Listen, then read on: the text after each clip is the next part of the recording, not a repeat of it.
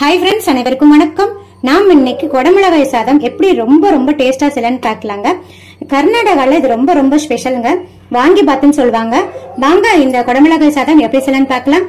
அதுக்கு முன்னாடி நம்ம சேனலை சப்ஸ்கிரைப் பண்ணாத நண்பர்கள் ப்ளீஸ் சப்ஸ்கிரைப் பண்ணுங்க, சப்போர்ட் பண்ணுங்க. வாங்க வீடியோக்குள்ள போலாம். குடமிளகாய் சாதம் செய்யறதுக்கு பாருங்க, நான் இன்னைக்கு ஒரு பெரிய சைஸ் பெரிய வெங்காயம் எடுத்திருக்கேன். ஒரு பெரிய சைஸ் தக்காளி பழம், நல்லா பழுத்த தக்காளி பழமா எடுத்திருக்கேங்க. நெக்ஸ்ட் 2 குடமிளகாய் எடுத்திருக்கேன். 5 to 6 பூண்டு பல் எடுத்திருக்கேங்க. பாருங்க, எல்லாத்தையும் கட் பண்ணிடலாம். நான் இது கூடயே 2 துண்டு இஞ்சியை நல்லா தட்டி எடுத்து வச்சிருக்கேங்க. பூண்டையும் நல்லா கட் பண்ணிக்கோங்க. அதே மாதிரி தக்காளி பழத்தையும் நல்லா ஃபைனா சாப் பண்ணிருங்க. நான் வெங்காயத்தை நீள்வாக்குல நல்லா ஸ்லைஸா கட் பண்ணி வச்சிருக்கேங்க. அதே மாதிரி குடமிளகாயும் நீள்வாக்குல கட் பண்ணிருக்கேன். கடாய் வச்சுக்கோங்க. நான் 4 டேபிள் ஸ்பூன் குக்கிங் ஆயில் சேர்த்திருக்கேங்க. நான் இன்னைக்கு கடலை எண்ணெய் தான் சேர்த்திருக்கேன். நீங்க எந்த எண்ணெய் வேணா சேர்த்துக்கலாங்க. இப்ப எண்ணெய் நல்லா காஞ்சிருச்சு. 1/2 டீஸ்பூன் கடுகு, 1/2 டீஸ்பூன் உளுந்தம்பருப்பு. கடுகு வெடிச்சு உளுந்து நல்லா சிவந்து வரட்டும். 1/4 டீஸ்பூன் சீரகம். சீரகம் நல்லா பொரியட்டும். இது கூடயே கொஞ்சமா கருவேப்பிலை சேர்த்துக்கோங்க. இது கூடயே 2 காஞ்ச மிளகாய் சேர்த்து விடுறேங்க. இப்ப கட் பண்ணி வச்சிருக்கிற ஒரு பெரிய சைஸ் பெரிய வெங்காயத்தை சேர்த்துடலாம். இது கூடயே நம்ம கட் பண்ணி வச்சிருக்கிற 5 to 6 பூண்டு பல்ல நல்லா குட்டி இந்த மாதிரி ஸ்லைஸா கட் பண்ணி சேர்த்துக்கிறேங்க. வெங்காயமும் பூண்டும் ஓரளவுக்கு சிவந்து வர்ற அளவுக்கு வதக்கி கொடுத்துருங்க. வெங்காயம் சீக்கிரம் வதங்குறதுக்காக நான் கொஞ்சமா சால்ட் சேர்க்கிறேங்க. சால்ட் சேர்த்து வதக்குனீங்கன்னா வெங்காயம் நல்லா சீக்கிரம் வதங்குருங்க. இப்ப வதங்கட்டும். பாருங்க, வெங்காயமும் பூண்டும் நல்லா சிவந்து வந்துருச்சு. இப்ப நான் கொஞ்சமா ஒரு 2 துண்டு இஞ்சி எடுத்து நல்லா இந்த மாதிரி தட்டி வச்சிருக்கீங்க. நீங்க இஞ்சி பூண்டு பேஸ்ட் வேணா கூட சேர்த்துக்கலாம். சேர்த்துட்டு அந்த இஞ்சியோட பச்சை ஸ்மெல் போற அளவுக்கு லைட்டா வதக்கி கொடுத்துருங்க. பாருங்க, நம்ம கட் பண்ணி வச்சிருக்கிற ஒரு பெரிய சைஸ் தக்காளி பழத்தை நம்ம நல்லா ஃபைனா சாப் பண்ணி சேர்த்துக்கோங்க. தக்காளி சேர்த்துட்டு 2 வதக்கு வதக்கிட்டு இப்ப பாருங்க, நம்ம கட் பண்ணி வச்சிருக்கிற குடமிளகாயை சேர்த்துடலாங்க. நான் இன்னைக்கு குடமிளகாய கொஞ்சம் நீள நீளமா கட் பண்ணிருக்கேங்க. குடமிளகாயை கட் பண்றச்சு அந்த உள்ள இருக்கிற விதை பகுதியை ரிமூவ் பண்ணிருங்க. ரிமூவ் பண்ணிட்டு கட் பண்ணிக்கோங்க. அதை சேர்க்கக்கூடாது, நல்லதில்ல. குடமிளகாயில விட்டமின் சி அதிக அளவு இருக்குங்க. சோ விட்டமின் சி அதிக அளவு இருக்கிறதுனால நமக்கு உடலுக்கு தேவையான நோய் எதிர்ப்பு சக்தி இது கொடுக்குங்க. சோ குடமிளகாயை அவாய்ட் பண்ணாம இனிமேல் உங்களோட டயட்ல சேர்த்துக்கோங்க. சேர்த்துட்டு காய் வதங்குறதுக்காக சால்ட் சேர்க்கிறேங்க. சால்ட் சேர்த்துட்டு நல்லா மிக்ஸ் பண்ணி கொடுத்துட்டு நம்ம சேர்த்த தக்காளியும் குடமிளகாயும் கொஞ்சம் ஓரளவுக்கு நல்லா சாஃப்ட் ஆகி வரணுங்க. அதனால மீடியம் ஃப்ளேம்ல வச்சுட்டு மூடி ஒரு 5 நிமிஷத்துக்கு அப்படியே விட்டுருங்க. பாருங்க, இப்ப 5 நிமிஷம் ஆயிடுச்சு. நான் ஓபன் பண்ணிட்டேன். தக்காளி எல்லாம் நல்லா தோல் எல்லாம் பிரிஞ்சு நல்லா மசிய வதங்கிருச்சுங்க. பாருங்க, காயும் நல்லா சாஃப்ட் ஆயிடுச்சு. இப்ப நம்ம லைட்டா வதக்கி கொடுத்துக்கலாங்க. இப்ப நம்ம மசாலா சேர்த்துடலாம். ஃப்ளேமை சிம்ல வச்சுக்கோங்க. 1/2 டீஸ்பூன் மஞ்சள் தூள், 1 டேபிள் ஸ்பூன் குழம்பு மிளகாய் தூள் சேர்க்கிறேங்க. 1/2 டீஸ்பூன் வெறும் மிளகாய் தூள் சேர்க்கிறேங்க. உங்க காரத்துக்கு தகுந்த மாதிரி சேர்த்துக்கோங்க. 1/2 டீஸ்பூன் கொத்தமல்லி தூள், 1/2 டீஸ்பூன் கரம் மசாலா தூள் சேர்த்துட்டு அந்த மசாலாவோட பச்சை ஸ்மெல் போற அளவுக்கு நல்லா வதக்கி கொடுத்துருங்க. ஃப்ளேம் சிம்லயே இருக்கட்டும், இல்லாட்டி மசாலா எல்லாம் சட்டுன்னு கறிகிறோம். நம்ம ஏற்கனவே காய் வதங்குறதுக்காகவும் வெங்காயம் வதங்குறதுக்காகவும் உப்பு சேர்த்திருப்போம். நம்ம கொஞ்சமா தண்ணி ஊத்திட்டு அதுக்கப்புறம் செக் பண்ணிட்டு நம்ம உப்பு சேர்த்துக்கலாங்க. அதனால நான் இப்ப சேர்க்கல.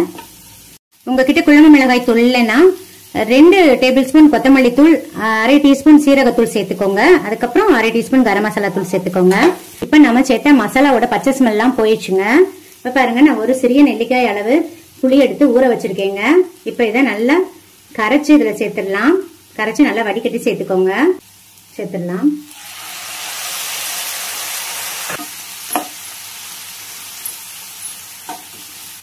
இப்ப நான் கொஞ்சமா ஒரு 1/4 கிளாஸ் தண்ணி இந்த தொக்குக்கு ஊத்துறேங்க. ஒரு 1/4 கிளாஸ் தண்ணி ஊத்தினா போதும். ஏன்னா நம்ம தொக்கு மாதிரி தான் செய்யறோம், அதனால ஒரு 1/4 கிளாஸ் தண்ணி ஊத்தினா போதும். ரொம்ப அதிக அளவு தண்ணி ஊத்திடாதீங்க. 1/4 கிளாஸ் தண்ணி ஊத்திட்டு நல்லா இப்படி மிக்ஸ் பண்ணி கொடுத்துருங்க. இப்ப நாம உப்பு செக் பண்ணிக்கலாங்க. 1/2 டீஸ்பூன் சால்ட் சேர்த்துக்கிறேன். சேர்த்துட்டு நல்லா மிக்ஸ் பண்ணி கொடுத்துருங்க. இப்ப ஃப்ளேமை சிம்ல வச்சுட்டு மூடி போட்டு க்ளோஸ் பண்ணிட்டு ஒரு 5 நிமிஷத்துக்கு அப்படியே விட்டுருங்க. அப்பதான் நம்ம ஊத்தின எண்ணெயெல்லாம் லைட்டா பிரிஞ்சு காய் நல்லா சாஃப்டா வெந்து வருங்க. ஒரு 5 நிமிஷம் அப்படியே இருக்கட்டும். இடையில எடுத்து கிளறி கொடுத்துக்கிட்டே இருங்க. இப்ப ஓபன் பண்ணிடலாம். 5 நிமிஷம் ஆயிடுச்சு. பாருங்க ஃப்ரெண்ட்ஸ், நல்ல எண்ணெய் பிரிஞ்சு வந்துருச்சு. இந்த அளவுக்கு நல்ல எண்ணெய் பிரிஞ்சு வந்தாதான் தொக்கு சாப்பிட்றதுக்கு ரொம்ப டேஸ்டா இருக்குங்க. இப்போ லைட்டா மிக்ஸ் பண்ணி கொடுத்துருங்க. இப்போ நம்ம கொஞ்சமா ஃப்ரெஷ்ஷான கொத்தமல்லி தலையை நல்லா ஃபைனா சாப் பண்ணிட்டு சேர்த்துடலாங்க.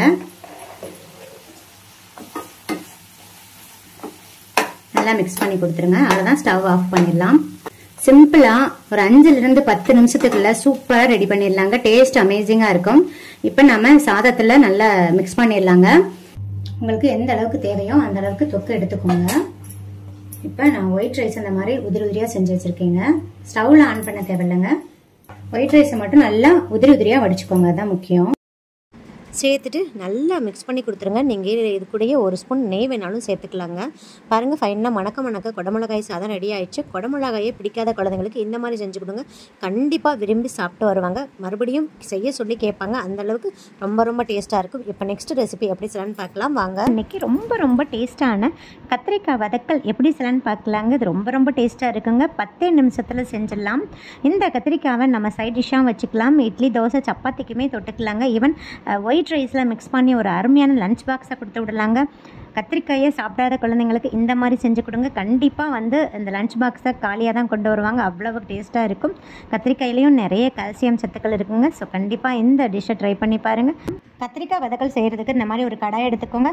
கடாயில் 2-3 டேபிள் ஸ்பூன் நல்லெண்ணெய் சேர்க்குறீங்க. நீங்கள் எந்த குக்கிங் ஆயில் வேணாலும் சேர்த்துக்கலாம். ஸ்டவ் ஆன் பண்ணிவிட்டு எண்ணெய் நல்லா காய வச்சுக்கோங்க. எண்ணெய் நல்லா காயவும் ஃப்ளேமை மீடியமில் வச்சுட்டு 1/2 டீஸ்பூன் கடுகு, 1 டீஸ்பூன் உளுந்தம்பருப்பு, கடுகு வெடித்து உளுந்து நல்லா சிவந்து வரட்டும். 1/2 டீஸ்பூன் சீரகம் நல்லா பொரியட்டும். இப்போ 5-6 பூண்டு பல்லை நான் 2 கட் பண்ணி சேர்க்குறேங்க. நான் பெரிய பூண்டு பல்லாக இருக்கிறதுனால 6 சேர்த்துருக்கேன். சிறியதாக இருந்தால் 10 சேர்த்துக்கோங்க. நெக்ஸ்ட்டு 2 மீடியம் சைஸ் பெரிய வெங்காயத்தை நல்லா ஃபைனாக சாப் பண்ணியிருக்கேங்க. உங்களால் எந்த அளவுக்கு ஃபைனாக சாப் பண்ண முடியுமோ அந்த அளவுக்கு சாப் பண்ணிக்கோங்க. இப்போ வெங்காயமும் பூண்டும் நல்லா சிவந்து கண்ணாடி பதத்துக்கு வர்ற அளவுக்கு ஃப்ளேமை மீடியமில் வச்சுட்டு ஒரு 2 நிமிஷத்துக்கு நல்லா வதக்கி கொடுத்துருங்க. இது கூடயே 2 கொத்து கருவேப்பிலையை சேர்த்து விட்றீங்க. நல்லா வாஷ் பண்ணிவிட்டு சேர்த்துக்கோங்க. நெக்ஸ்ட்டு இது கூடயே 1 டீஸ்பூன் இஞ்சி பூண்டு பேஸ்ட்டு சேர்க்குறேங்க. இஞ்சி பூண்டு பேஸ்ட்டு சேர்த்துட்டு நல்லா அந்த இஞ்சி பூண்டு பேஸ்ட்டோட பச்சை வாசனை போகிற அளவுக்கு ஒரு 2 நிமிஷத்துக்கு நல்லா வதக்கி கொடுத்துருங்க. இப்போ இஞ்சி பூண்டு விழுதோட பச்சை வாசனைலாம் போயிடுச்சு. இன்றைக்கி நான் 1/4 kg கத்திரிக்காய் எடுத்து ஒரு கத்திரிக்காயை நல்லா 4ஆக கட் பண்ணி வச்சுருக்கேங்க. நீள் வாக்கில் நல்லா ஸ்லைஸாக கட் பண்ணிக்கோங்க. நான் இன்றைக்கி அளவில் சின்ன கத்திரிக்காய் இருக்கிறதுனால 4ஆக கட் பண்ணியிருக்கேன். நீங்கள் கொஞ்சம் பெருசாக இருந்தால் ஒரு கத்திரிக்காயை 8 ஸ்லைஸாக கட் பண்ணிக்கோங்க. கட் பண்ணிவிட்டு சால்ட் வாட்டரில் போட்டு வச்சுருங்க. அப்போ தான் கருப்பாகாமல் இருக்கும். இப்போ தண்ணியெல்லாம் வடிச்சிட்டு நான் அதில் சேர்த்துட்றேங்க. நான் சொல்லியிருக்கிற அளவுகள் எல்லாமே 1/4 kg கத்திரிக்காய்க்கு தாங்க சொல்லியிருக்கேன்.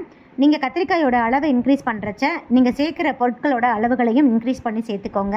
இப்போ கத்திரிக்காயை சேர்த்துட்டு ஒரு வதக்கிக்கோங்க. கத்திரிக்காய் வதங்கிறதுக்காக 1/2 டீஸ்பூன் சால்ட்டு சேர்க்குறேங்க. சேர்த்துட்டு கம்ப்ளீட்டாக ஃப்ளேமை சிம்மில் வச்சுட்டு ஒரு 2 நிமிஷத்துக்கு அப்படியே மூடி வச்சுடுங்க. இந்த மாதிரி எண்ணெயிலேயே வதக்கி செஞ்சால் தான் அந்த கத்திரிக்காயோட பச்சை ஸ்மெல்லாம் போயிட்டு சாப்பிட்றதுக்கு நல்லா டேஸ்ட்டாக இருக்குங்க. ரொம்ப நேரம் வதக்க வேணாம். ஒரு 2 நிமிஷத்துக்கு மூடி வச்சா போதுங்க. இப்போ பாருங்கள், 2 நிமிஷம் ஆயிடுச்சு. நான் ஓப்பன் பண்ணிவிட்டேன். அந்த காயோட பச்சை ஸ்மெல்லாம் போயிடுச்சுங்க. நிறைய நேரம் நம்ம மூடி வச்சு வதக்கக்கூடாதுங்க. ஏன்னா காய் குழஞ்சிரும். காய் குழஞ்சினா நல்லா இருக்காது. ஸோ அதனால் ஒரு 2 நிமிஷத்துக்கு மட்டும் மூடி வச்சு நம்ம வதக்கிக்கலாங்க. இப்போ 3 மீடியம் சைஸ் பழுத்த தக்காளி எடுத்து நல்லா ஃபைனாக சாப் பண்ணி வச்சுருக்கேங்க. நீங்கள் சிறிய தக்காளியாக எடுத்திங்கன்னா 4 தக்காளி எடுத்துக்கோங்க. நல்லா பழுத்த தக்காளியாக எடுத்துக்கோங்க. உங்களால் எந்த அளவுக்கு ஃபைனாக சாப் பண்ண முடியுமோ அந்த அளவுக்கு ஃபைனாக சாப் பண்ணிவிட்டு சேர்த்துக்கோங்க. இப்போ சேர்த்துட்டு ஒரு வதக்கிக்கோங்க. இது கூடயே 1/2 டீஸ்பூன் மஞ்சள் தூள், 2 டீஸ்பூன் மிளகாய்த்தூள் சேர்க்குறேங்க. உங்கள் காரத்துக்கு தகுந்த மாதிரி நீங்கள் மிளகாய்த்தூள் சேர்த்துக்கோங்க.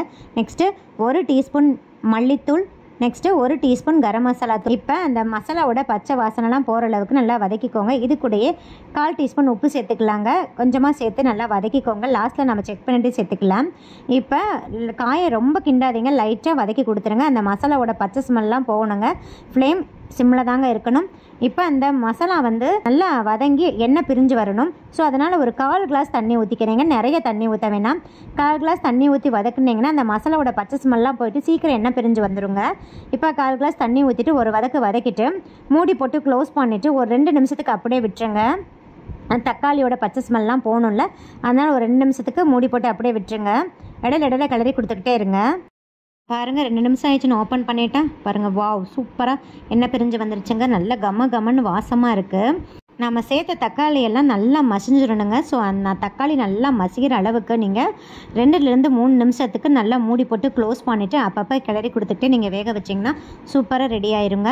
இப்போ லைட்டாக பெரட்டி விடுங்க, ரொம்ப ப்ரெஸ் கொடுத்து நீங்கள் பெரட்ட வேணாம். ஏன்னா காயெல்லாம் உடஞ்சிச்சின்னா ரொம்ப குழஞ்சிருங்க. காய் குழையக்கூடாது, குழையாமல் இருந்தால் தான் அது ரொம்ப டேஸ்ட்டாக இருக்கும். பாருங்கள் சூப்பராக ரெடி ஆயிடுச்சு. இப்போ இது கூடயே ஒரு கைப்பிடி அளவு கொத்தமல்லி தழையை எடுத்து நல்லா ஃபைனாக சாப் பண்ணிவிட்டு அதை நம்ம தூவி விட்டுடலாங்க. இப்போ லைட்டாக ஒரு வதக்கிக்கோங்க. அவ்வளோதாங்க, நம்ம ஸ்டவ் ஆஃப் பண்ணிடலாம். இதை நம்ம அப்படியே சர்விங் பவுலுக்கு ட்ரான்ஸ்ஃபர் பண்ணிடலாங்க.